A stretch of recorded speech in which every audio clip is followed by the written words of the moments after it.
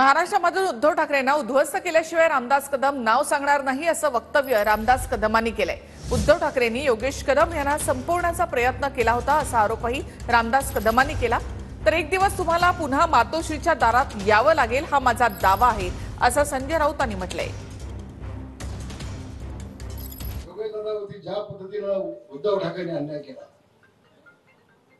ज्या पद्धतीने त्याला संपवण्याचा प्रयत्न केला, ज्या पद्धतीने व्यासघराचा पूर्णपणे उद्ध्वस्त करण्याचा प्रयत्न केला, उद्धव ठाकरे आज प्रयत्न सांगतोय या महाराष्ट्रातून तुला उद्ध्वस्त नाही केला तर माझं नाव रामदास कदम नाही याची काय सांगतोय, याची काय सांगतोय तो आमच्यामुळे उठलाच ना।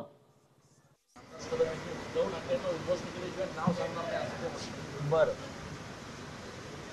करू द्या, त्यांच्या आयुष्यातलं जर ते ध्येय असेल तर त्यांनी जरूर प्रयत्न करावा।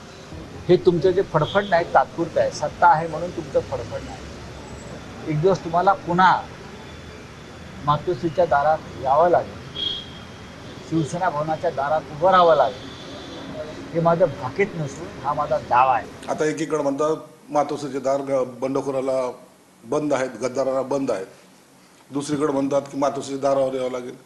नेमकं तुमची भूमिका काय एकदा कळवू तर द्या। रामदास कदमांचा मुलगा आज गृहराज्यमंत्री आहे, एक पोल्युशन कंट्रोल बोर्डावर आहे आणि सत्तेमध्ये ते सर्व सहभागी आहेत। तुमच्याकडे याचं काय कारण आहे त्यांना? आणि ते रामदास कदम आहेत, त्यांनी घेतलेला निर्णय त्यांना चांगल्या प्रकारे त्याची जाण आहे, म्हणून तुमच्याकडे येण्याचा त्यांचा प्रश्नच नाही आहे। हे फक्त त्यांच्या पक्षातले काही लोक जे काही बाहेर चाललेत त्यांना अडवण्यासाठी नवीन वातावरण काहीतरी समीकरण तयार करण्याच्या भानगडीत ते पडतायत, परंतु असं काही होणार नाही।